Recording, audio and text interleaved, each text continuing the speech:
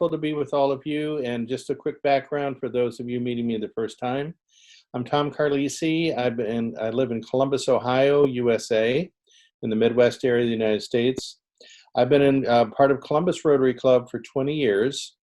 We helped start a Peace Builder Club in our club. I also serve as the District 6690 Peace Chair. We have 59 clubs, and a little over 2 years, we have 15 Peace Builder clubs now. And within the next 2 years, during Mary Jane's year, we'll probably be up to at least 30 Peace Builder clubs. So it's a theme that Rotarians are saying yes to. We need to really focus on peace, and everything we do, it supports peace, but especially the conflict resolution. How do we build up our skills? How do we become Rotarians? The other part of my career, I'm also serving on the Rotarian Action Group for Peace Education Committee. And in my career, there's 3 parts. One, I've been a counselor and therapist, so I've been working with at-risk youth and children and families most of my life, professional life. And about 30 years ago, I saw that I lived from a large city with 50,000 students in one school district, and 20,000 were dropping out of school in violence programs and drug and alcohol. So I started a nonprofit training program to try and get young people excited about learning again. And there's a model called service learning that is taught around the world. And I'll speak about that because we started building service learning programs, including peace programs. And then finally, about 15 years ago, I got introduced to a nonviolent communication program by this Dr. Marshall Rosenberg, following the works of Gandhi and Dr. Martin Luther King on nonviolence. And I am a certified nonviolent communication trainer. There's about 700 of us in the world. And I'm going to show how I want to integrate all those my past experiences. And in Atlanta, Georgia, USA, I was at the International Convention, specifically went to learn about the Rotarian Action Group of Peace. I learned about them. I've joined them for 5 years. And I said I wanted to do an online program. Let's see how we can all work together. And for this series today, I've been asked to focus on what can we do with Rotarians and Rotaractors, and I've also included Interactors. So I'd like to take you through a slideshow, and my intention is to share what we're doing in our community. And with the guidance with Mary Jane Shackelford and others, we have a peace committee district-wide with about 20 members. And if there's something that you see here that can help you, that's my joy, okay? But it's a framework. And every community, every organization, you can model it for what's important to you. So if I can go through the slideshow now, let me do that and share it. And just let me know that that's on the screen. You can see it. Is that correct? Yes. Okay, Tom. Great. Okay, so it's peace initiatives for Rotarians, Rotaractors, and Interactors. I'm going to feature the Every Rotarian is a Peace Builder online program.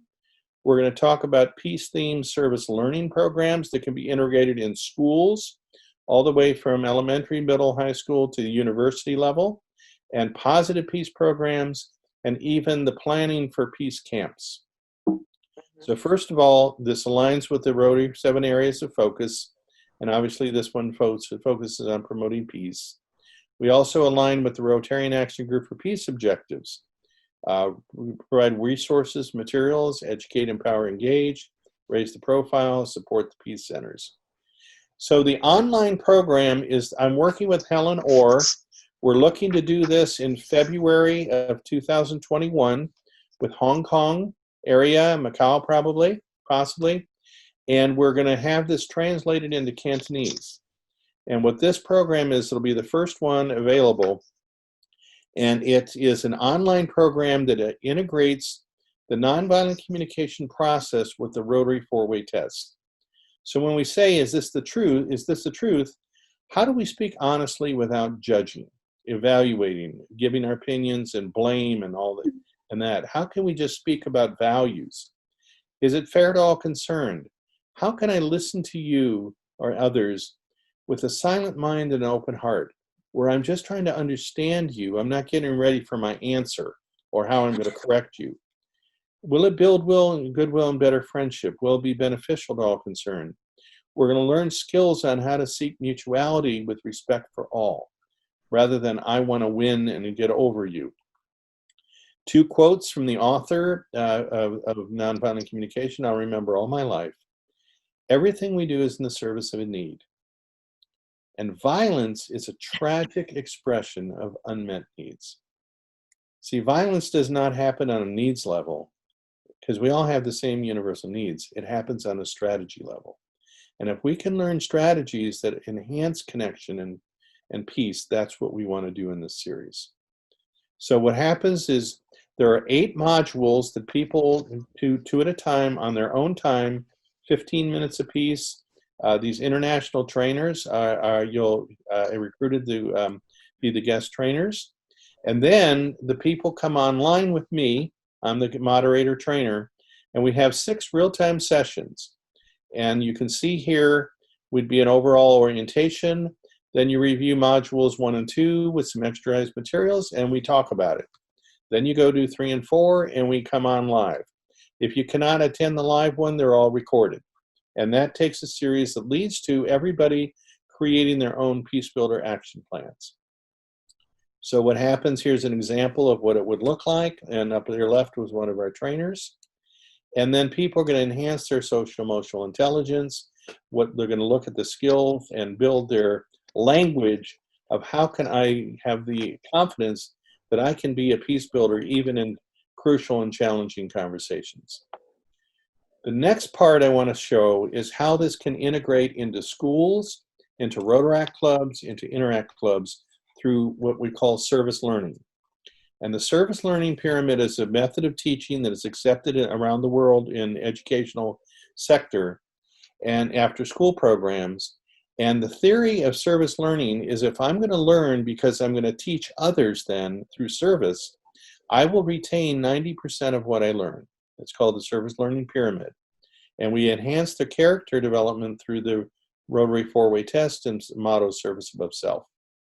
So what happens is I develop several programs, and we're featuring the peace programs here, where the young people enhance their academic learning by studying peace issues. They partner with a local organization and actually work on a local peace project.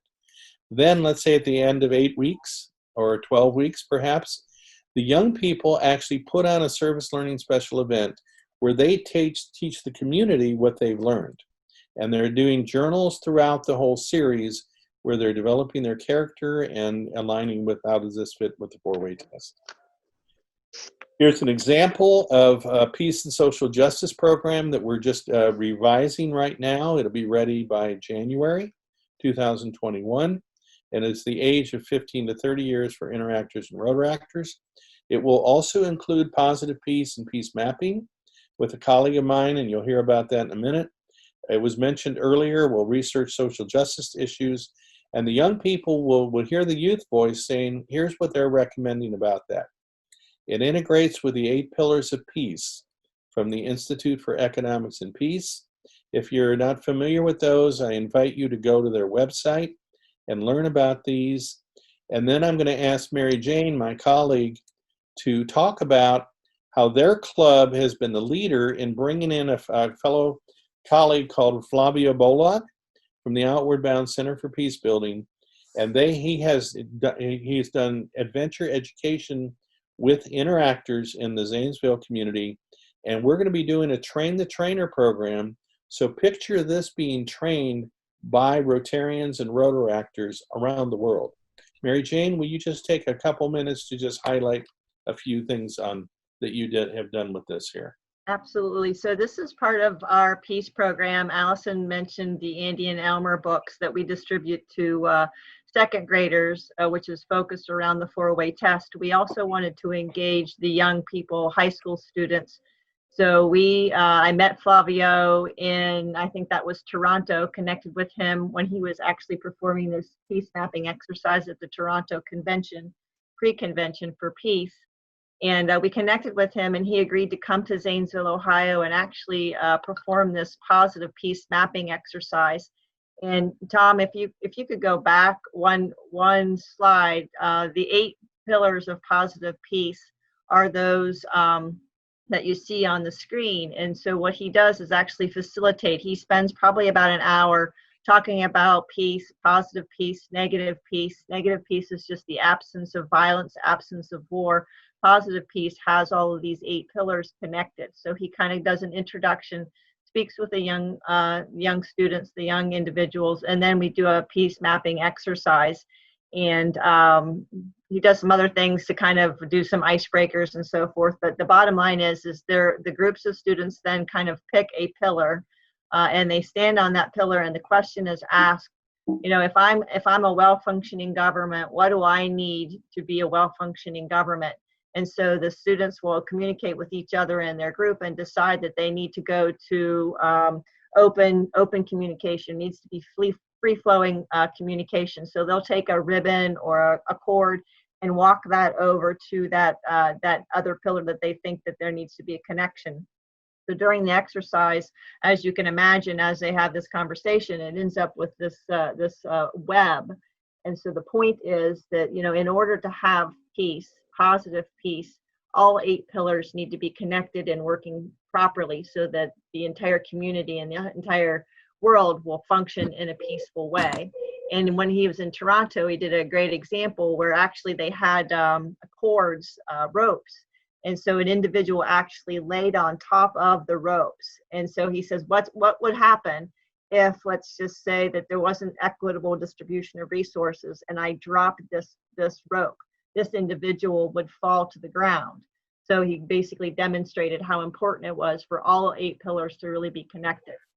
And so we've actually done this demonstration on the week of International Day of Peace for the last 2 years, I believe, maybe 3 years. Time flies.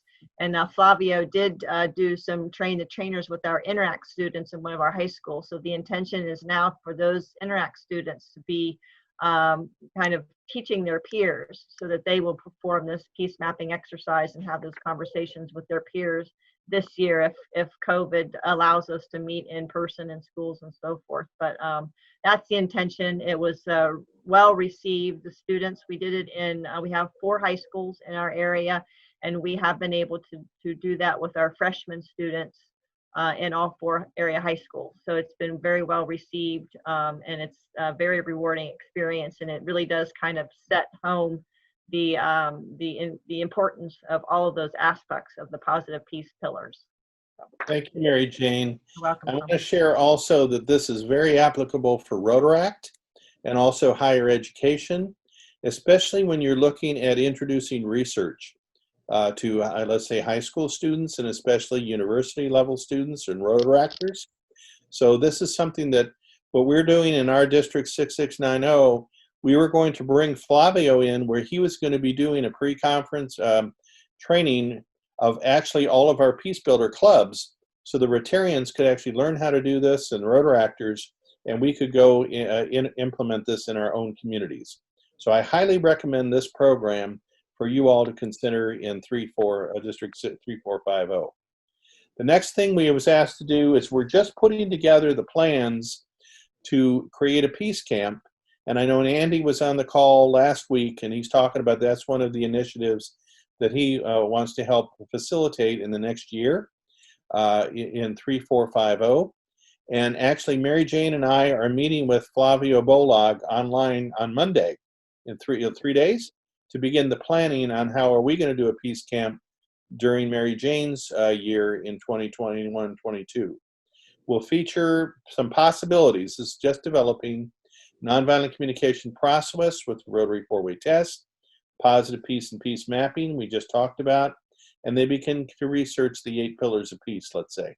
So I want you to imagine, what if we had a Friday night through Sunday weekend experience where the young people end up learning their things and they end up coming up and they have scenarios they're putting on skits on, instead of a tough conversation, here's how you would resolve it with peaceful dialogue. They might be doing podcasts with each other, interviewing, what does peace mean to you and what are the important issues, and that could be happening on the weekend. They could also be, some could be doing a little bit of research and say, hey, here's some issues we think it's important for youth to be speaking about. So that's just an example. It's a possibility that we can co-create something with District 6690 and 3450. Wouldn't that be an exciting multi-district project? So I Yeah. just wanted to put a flavor of that real quick. And then the second part, I wanted to feature two other things that I'm doing locally. I'm working with faith communities of the Christian groups and also the 9 interfaiths of the Interfaith Association. On August 11, coming up in about a month, we're going to have an online program that is going to be facilitated by young people ages 14 years to 18 and also 19 to 22, which would be your Interactor and Rotaractor age groups. The youth are going to actually, 3 people are going to be doing presentations about what are the issues going on in 2020, COVID, race relations, what is Edge School going to look like in next month, all those kind of issues. They're going to speak about that. We're going to have 60 participants that can go into breakout sessions of about 20 breakout sessions. And then that'll be about a 75-minute program. And others can join through live stream, youth and adults. So I can invite you, I don't know if the time will work, but you can be certainly live stream into this event. First time we're doing this, but this is an example of other things that can happen. And finally, I want to let you know something I'm doing with a program, that organization I helped start locally. When COVID started about in April, really severely in our community, we started having what's called Empathy Hour. We offer it Monday, Wednesday, and Friday at the noon hour from 12 noon to 1 p.m. 2 of my colleagues and myself, and I host on Friday, like later on today in a couple hours where I live. And people come on and we do one little feature of empathy and what it's like going through these times that we're all going through. And we go into breakout sessions one-on-one, and people get 20 minutes just to connect with safety and respect and being heard and cared. And I just want to recommend this could be replicated anywhere in the world. And it's not that hard to set up. So I wanted to feature that too. And finally, we just submitted a global grant with the Virgin Islands and our District 6690 and my Columbus Rotary. We're looking to integrate everything I've talked about here in the U.S. Virgin Islands and St. Thomas and the Tortola in the British Virgin Islands in 21-22. So for more information, that's my name, Tom Carlisi, some of my roles, and that's my email. And Mitzi and Allison, Eugene, everybody that has that too. So let me come out of here. I know that was a lot to share in a short amount of time, but my intention was to just give a framework of possibilities of what we can grow into.